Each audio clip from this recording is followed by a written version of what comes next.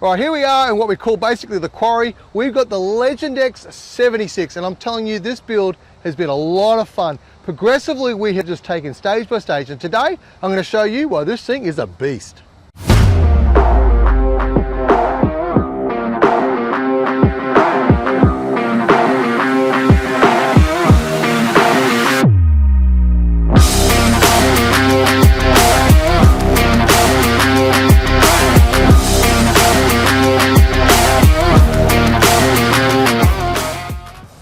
Alright, well today I brought along Mark, and this has been one of his little baby builds, and he has nurtured this thing from stock standard to absolute beast.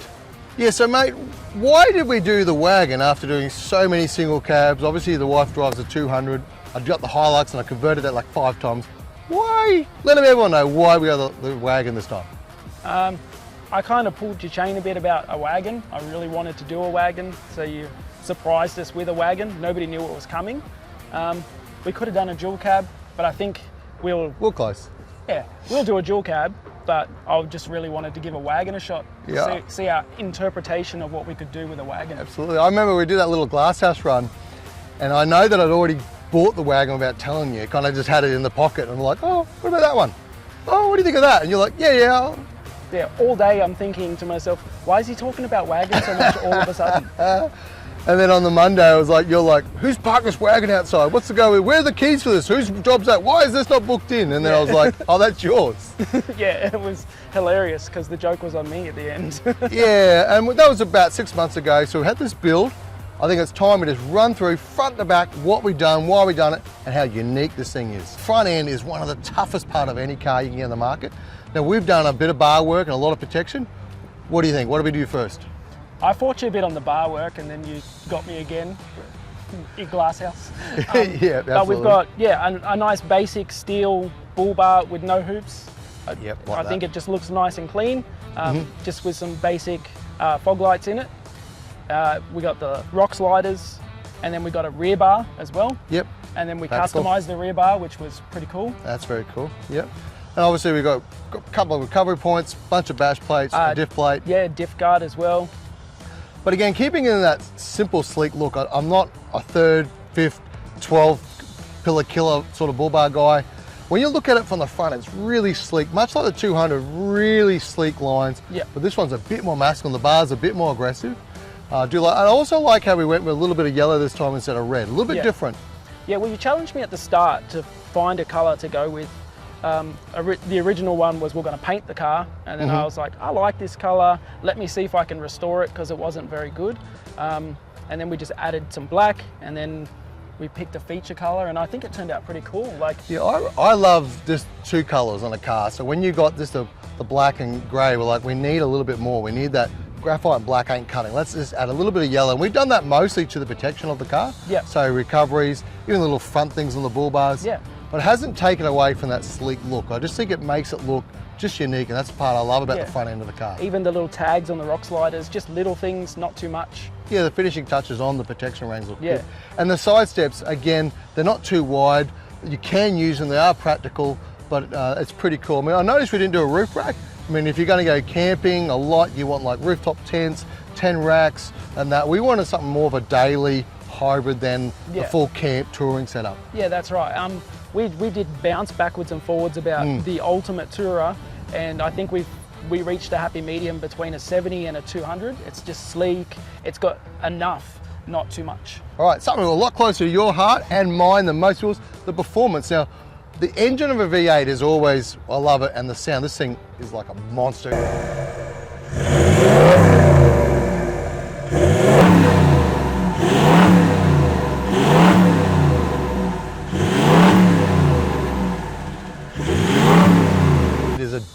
Deep rumble. Mate, break us through what we did for the performance of this beast. It's our tried and true Legendex package. So we got a single exhaust system. It's a 3.5 inch, and then I customized a 4 inch to the back just to give it a different look. We have the airbox. We have the 5-inch Snorkel. This one has a front mount intercooler. We did the first one on the single cab, and then we're like, we need to do this again. Yep. It looks awesome, and it works so well. Tuning these rigs, awesome. So obviously standardised, you've got to do the MPC clutch, heavy duty, catch can, fuel system, that's pretty standard. Yeah. But we did do a custom exhaust. And again, Mark kind of says it's the basic kit, but this thing roars. I mean, safe, tried, tested, reliable. What sort of numbers are we putting out? It's pretty decent. It makes just over 800 Newton meters at the tyres. So not quite as much as mine. Yours is going to be somewhere north of 1,000 soon. Okay, soon I'll be there. Yeah. But on this one, so running 800s, but it's consistent, reliable, and you can. Yeah. So for basic, that's damn pretty good. Yeah, I had a lot of playing around with mapping with this car. Being that I get to drive it daily, every time I had a bit of time, I'd try it and then I'd drive it, and being able to drive it allowed me to find some different things. So that's why the torque's way up there. Power is about 240 horsepower. Yep. Yeah, so pretty good. Standard injectors and turbo. Yeah, exactly. Yeah, so. I mean, the funny thing is people come past the store and go, oh, what customer is that? And, oh, it's a street one. Can I drive it? It's like, oh, I wish I didn't buy a dual cab. And you're like, mate, we can get you the same. Yeah. But it turns heads, it sounds rubble, and man, she flies. At the front of the car, guys, the sleek, tough new look. Now, we have just splashed in a little bit of lights just to really do a good job. Mate, what do we do? So, the useless cowl light that everybody keeps telling us is blocking the intercooler. Ta-da! Front mount's giving us that, but doesn't it look sick and just different? It was just like, what do we do with the hole in the scoop that's now redundant because we have the front mount? So you were like, let's try something different, and then well, we got some light bars sitting around. So. I love it. I personally just love it. I mean, even these little cowl mounts. Yep. We've got the new brackets that we just designed up for. Yeah, so they were just finished, and they work super well when you stare at them. The floods over here. But again, we just got a little bit of, not too much. We could go like some big lights, you can go like a roof light, you can go crazy. But because we wanted that sleek, squarish look, I think it just sets it off, just sets the tone differently. Yeah. Just replace the headlight globes with some nice LEDs, just to keep it all looking nice and bright. Oh, there's so much about, again, the front end of a 79. It's just got to be tough, but not overbearing. Not 5 pillars, not 5,000 lights, not 50 spotties. Like obviously in my one, we got the big spots because I'm going out west a lot. But for this one, this just looks awesome. On the back, we stuck a bit more lights inside. And I think it's time we go show you guys what's at the back end. Now the back end, every wagon, basically how you set up the rear end of it really matters. So again, this is a bit of a daily and a bit small tour, not a massive one. So we didn't need fridges and a massive kitchen, but we needed a spare and we needed someone to mount the treads because we didn't want to put a roof rack on just to keep it looking mint. It was worth the effort. So what did we grab, mate? So we got an Outback Accessories rear bar. And then once we put it on, we realized that the 35 sat out about here. Yep. So we cut it up. Yeah, I mean, the cool thing of having a custom shop is you can fab what you want. And we're able to lay it back at an angle, bring in the tight, and you did a tread mount, which is kind of really cool the way it looks. And you even got a custom set of lights on there. Yep, reverse cameras on there as well. But yeah, I really like how the back tyre came out. Barney came to me and said, do something different, and showed me an American car. And I was like, we got to do that. So it's just matching the angle of the back window. Yep. Now we could have bought a cheap rear one, but we wanted to go the Outback one because it's very, very solid. You got a lot of metal to work with. Yeah. But at the end of the day, it just looks so different. And I think most people would say when they look at it, they go, "Oh, how do you do that?" And we're like, "Oh, too much work, but so worth it." Yeah. And the antenna, the little custom antenna bracket. Yeah, they're good. I mean, the thing I do like is again the antenna's not on the front; it's at the back, and you get on the radio. We've got a little shorty here. Again, that custom bracket that we do now, we can get them.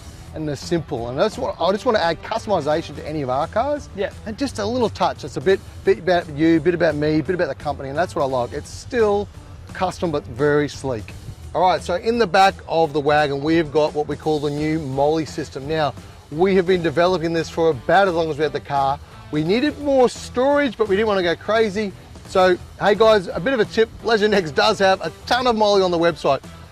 At the front of the car, we have the roof console, which is sick. And again, that tough military look. But in the back, which is where we're starting now, we've got the side shelves and then the full shelf, which just doubles the storage. And honestly, you can hang an axe, first aid kit, or 2 axes. It's pretty cool. All right, so on this one, we've got a fire hydrant, a snake kit, a first aid kit, and you can, with the Molle system, a bit like the American Molle web stuff that the military use, you got all the little holes in here, so you can mount quick clamps, you can mount zip ties, You can fully customize it. That's the cool thing with the Molle. You guys can take this to whatever level you want. You can hang bags, put lights in it. You can pretty much customize any facet of this, and that's the cool part of it. Now, apart from the Molle, we have definitely wired up the back. We've used a set of MSA drawers. Yeah, so which when they're right out, they light up. They light up on the side, which is good. And we got all the gear in here, including camping gear today, and some camera gear. So we've got just some basic electronics, so Anderson, some USB ports and a cigarette socket for the fridge. Kept it pretty simple. We've got the nice drop slide. It's definitely built for a heavier fridge than what I have on it. There's no beer in here. It's not even turned on. There's no beer in here. Obviously you can go a bigger fridge, but for you and your house, you didn't need a lot. Yeah. Again, so we've got enough just for the tourer and enough for the basic dailies drive, which I like. Again, if we're gonna get away, you got heaps of storage up top. We can mount stuff. You can put your 12 volt in there. You can put your everything in here. You got enough room for a swag, a tent, whatever you guys want. Yeah, this has definitely become very handy for putting stuff up on there. Now with the interior of most cars, the cool thing is they come with plenty of gear. 79s, 76s and Troopies, they come with nothing, of course. That's the best way Toto wanted to deliver it, unmodified. So obviously we've got a center console because storage is a premium in these. We also upgraded the head unit. It is Bluetooth, so we can throw the human maps and a whole bunch of different stuff in there. Got a phone mount, which is crazy. Now got a cup holder, which isn't even standard these days. Obviously you need communications and the aerials on the back, which does look good with that custom bracket. But again, storage is a premium.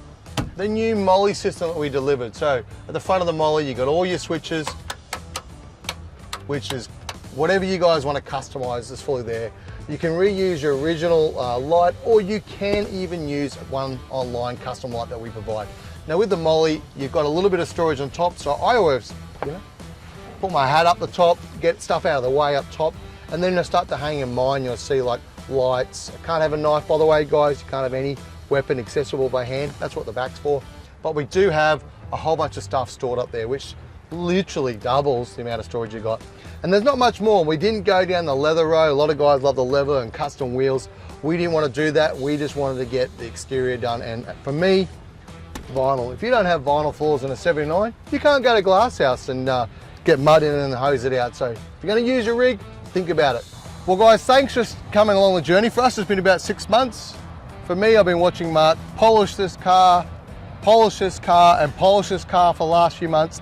He's a bit of a fanatic with the way it looks. Yeah, yeah, a bit OCD to say the least. Well, she came in really raw. We had most of the panels were damaged. Everything was kind of scratched on it, but a lot of polishing, a lot of finishing touches, and this thing looks sleek, mate.